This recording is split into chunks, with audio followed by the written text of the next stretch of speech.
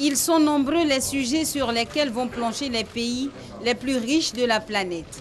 Tant au plan économique que diplomatique, les dirigeants des 20 pays que constitue le G20 vont aborder la question d'innovation et de la relance des échanges mondiaux.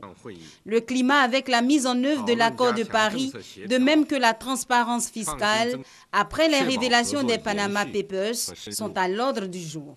La lutte contre le financement du terrorisme, un point important pour tous ces dirigeants, est au centre des débats. Parlant de sécurité, la Chine, pays organisateur du G20, a d'ailleurs pris les grands moyens pour assurer la sécurité des chefs d'État en vue de garantir un sommet sans encombre. À Hangzhou, dans l'est de la Chine, où se tient la rencontre, le gouvernement communiste a invité les 9 millions d'habitants de la ville à partir en vacances en prévision du sommet. Il a également décrété la fermeture obligatoire des écoles, collèges et universités.